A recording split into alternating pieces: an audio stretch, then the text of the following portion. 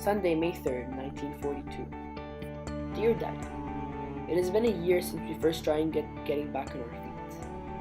Mom is sacrificing herself for us. She got a job at Bouvier's boutique as a mirror. Thank you for making my mom the mom she was meant to be. She has been trying to get into jobs like a plumber, a forewoman, a craftswoman, but the people labeled her as weak and inexperienced. Some is a dark place for you, I imagine. How are you still able to shoot guns at other men while hiding behind bushes that grow lilies, having to bear the growling injuries that scream their loud voices at you as you become ill of war, injustice, pain, and hatred? And how are we doing? Well, I haven't been to school in 2 years, and the last thing I remember from the 3rd grade was that I ran away from class when I found out that you left for some without me knowing. It was my teacher who informed me, not knowing how to spit the tear-building words out of her trembling teeth. Me, Aurélien, and Yann spend most of our days home, sitting on the floor, watching the birds fly into the grey skies of Aveyron, enjoying what is called peace, a word that our society has completely forgotten about. We sometimes take walks to the village, picking flowers and having croissants at different cafes, but the spark that was present in our lives completely disappeared after we left. I miss you. Come back, please. I don't even know if our house in Paris is still present, because after the Germans bombed our neighborhood, we had to gather our stuff that could help us survive. Mom took some of her savings from your account. It took us 6 days to get to Aveyron, since there were thousands of other mothers and children running for their lives away from bad. We had to look for different trains, but most of them were occupied by the German and the French soldiers. We therefore hitchhiked our way south in order to cross the line between the occupied and non-occupied zone of France. They say wars affect everyone, civilians and troops, and what they say is true. You will always remain in my heart, no matter how far you are. Please write me a letter as soon as this one reaches you. Sincerely, Capucine. Tuesday, July 14th, 1942. Dear Daddy, Happy Bastille Day. Today is the day our motherland, France, became known as a nation, in which we are all one. Your absence on this day is completely emptying my heart and my spirit. Days are becoming lonelier and lonelier by the minute. I remember 5 years ago when it was Bastille Day, you took us to camp, to the beach, in which the turquoise Mediterranean waters washed us away from reality. I also remember the following year, you took us up to the Eiffel Tower. We were all so happy that World War I was over, even though it did end roughly 18 years before I was born. But little did we know that an even bigger monster was going to take away the lives of millions of French citizens. I miss Paris. When we were still living there, I felt so free, so satisfied with what God has given me in this life. I remember every morning, before taking me to school, we would go get croissants down the block. When I walked in class with a croissant in my hand, all of my classmates would be envying me because their parents would be too lazy to even take them to school. But suddenly, it all went away. The Nazis took over our country like a tornado. It's because of Germany that our days are so blind. It's because of Germany that we have dark clouds on top of our heads the whole time. It's because of Germany that we can barely make a living now.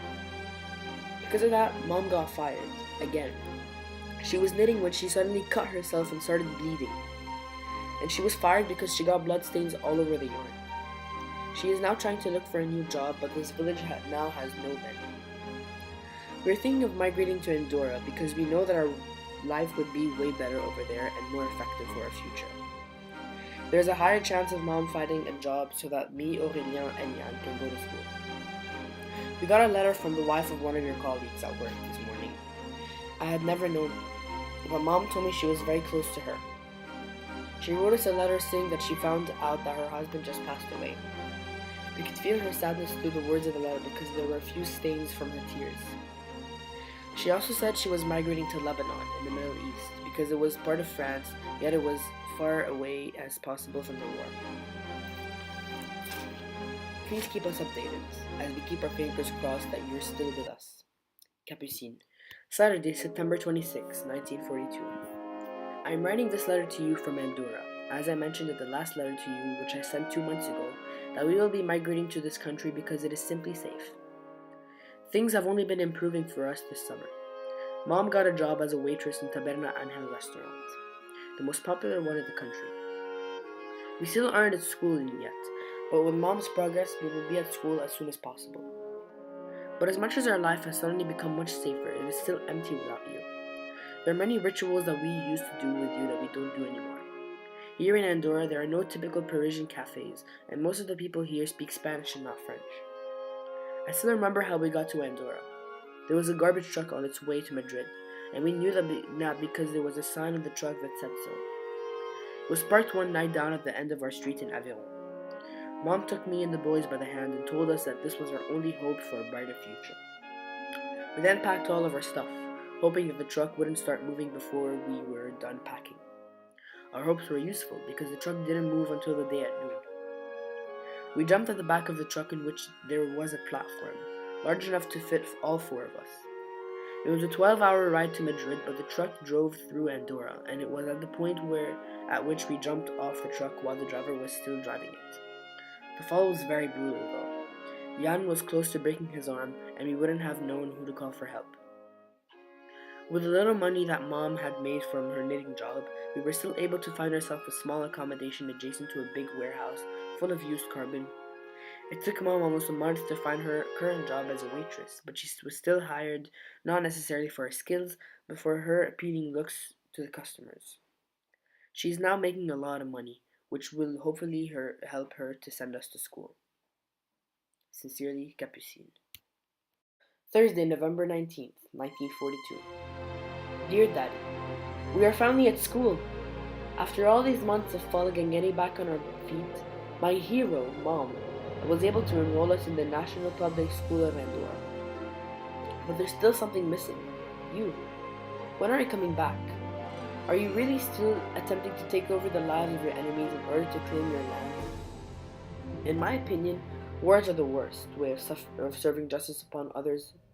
They always lead to the death of regular civilians like me and troops like you. I once learned at school in Paris that the only reason why this war is occurring is because governments of other countries seek to prove to the world that they are the leading economic power for the world. The life of governors of countries is like a competition or a race. They always feel the need to be superior to others, not realizing that this rivalry can lead to war and complete destruction. Hitler is responsible for 6 million deaths of Jews simply because he has a hatred towards them, which is based on the fact that Jewish financiers were responsible for sending the world into First World War.